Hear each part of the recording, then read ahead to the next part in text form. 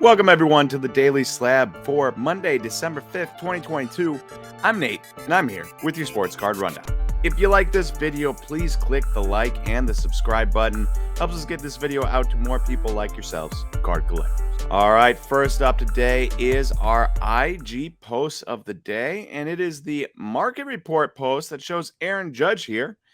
And it's the MVP buyback program yet again, because at least I think this is interesting. This refractor that sold for $10 prior to the MVP buyback is now a $30 card after the MVP buyback. And the reason that's interesting is because, of course, you can get $40 for the card by trading it in. So people are comfortable spending $30 to get an extra $10 for free. And there's people that are willing to forego the $40 completely for free and just take the $30 cash. So it all depends on what you want to do. If you want to rip boxes, you're going to take the extra $10 all day. If you don't want to rip any more wax, you'll take the $30, which is $20 more than the 10, and call it a day. So Topps has created it was the $40 thing that they're trying to create, but they've created something else, and that is actual cash in people's pockets that maybe they weren't expecting to create, but it's happened anyway. So people are getting cash. People that want to rip are ripping more for less. And it's a good time had by all, at least I think so. And so that's pretty cool to me. If you want to hear more about that specific topic or me talking about 2022 Bowman Chrome teenage prospects, along with their prices and how kind of insane it is right now, or a myriad of other hot topics in the month of November, log on to 137pm.com and check out our monthly SlabStox monthly market report.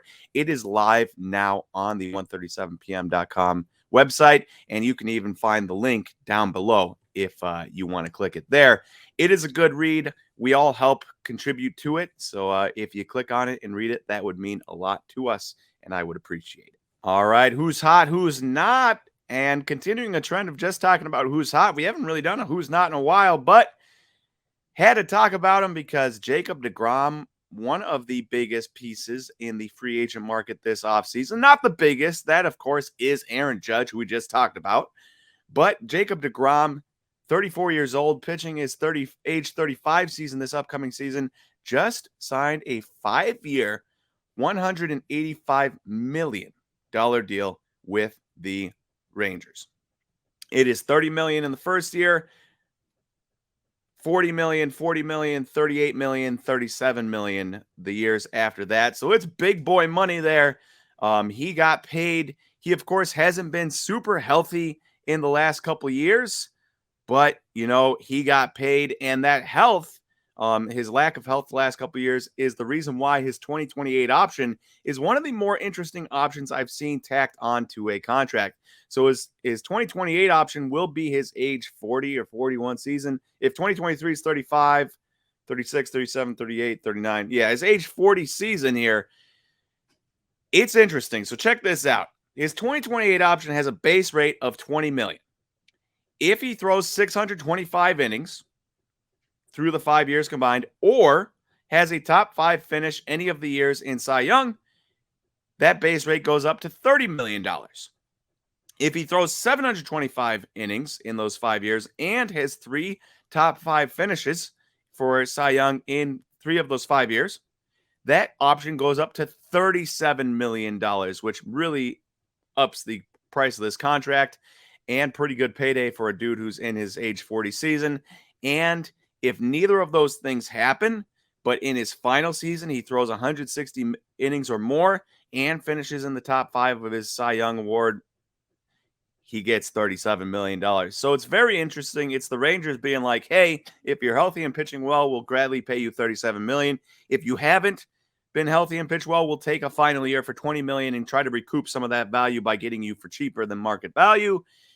Very interesting deal there between the Rangers and Jacob deGrom. And it's also interesting because they just doled out huge money last year for Corey Seager, for Marcus Semien, and for John Gray. And so now Jacob deGrom, John Gray, and Martin Perez make a pretty formidable 1, 2, and 3 at the front of the Rangers rotation. Semien and Seager make a formidable up-the-middle duo there. And so the Rangers have some bright young pieces, or bright expensive pieces to go along with some young pieces in their farm system. And before you know it, they could be pretty good quickly. As for his prices, well, deGrom, his 2014 Topps Update PSA 10, it's up 8.4% in the last month. We won't talk about what it is on the year or in the 6 months. It's not good.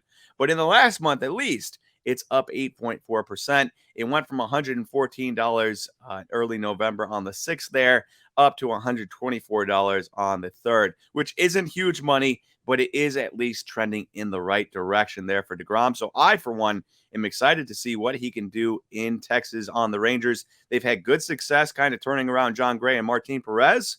Not that they need to turn around Jacob deGrom, but if he stays healthy with the Rangers pitching philosophy and everything, I expect huge things from him, and I'm excited for him, and all Rangers fans. Should be really fun contending with the Mariners and the Astros out in the West. And then our trender for today is Kawhi Leonard. So Kawhi, he hadn't played up to this season. He had not played in an NBA basketball game since May 13th, 2021. He also had missed at least 20 games or more in every season since the start of the 2017 season. So health has not exactly been Kawhi's thing these years. Well, with all the picks that they gave up to get Paul George so that they could sign Kawhi Leonard, the Clippers kind of need a healthy season. They have NBA championship aspirations. They needed a healthy season from Kawhi going into 2022 to realize that. And right now, the Clippers are sitting at 13-11, 7th in the West, a disappointing outcome for them considering all the money they're spending. And a reason for that is because Kawhi has not been healthy yet again. Coming off an ACL injury is tough. I get it. He's been out 15 months. He's coming back. You're going to have some rust. But now he's dealing with another ankle injury that has had him day-to-day and missed a number of games since the last time he came back. And he's only played 5 games this year out of a possible 24. He's already missed 19. I said it before. He's missed 20-plus since 2017. And if he misses one more game, he adds 2022 to that list also, which he is inevitably going to add 2022 to that list. So that has been a disappointment from the get-go for Kawhi. Another disappointment has been his numbers. So he's only played 5 games, which this is a huge small sample size alert. You know, you're not going to take much from a 5-game sample, but the fact that he's not playing combined with this 5-game sample, which is disappointing, has cause for concern. And you'll see that in his prices when we talk about him. So Kawhi here, he is shooting a career worst from the field. So his overall shooting percentages, field goal percentage, 42.2%. That is a career low. His previous career low, 46.8% in 2017. His last year with the Spurs when they weren't good. So take that with a grain of salt. His three-point percentage on 3 threes a game, which is almost a career low since his rookie season, he is shooting 13% on 3 threes a game through his first 5 games. That's atrocious. And his free throw percentage he's shooting 76.9%, which in and of itself is not bad, but it is a career low also. He's also averaging a career low in rebounds. He's averaging a career low in assists per game, and he's averaging the second lowest amount of points per game in his career at 10 since his rookie season when he averaged a shade under 8 points a game.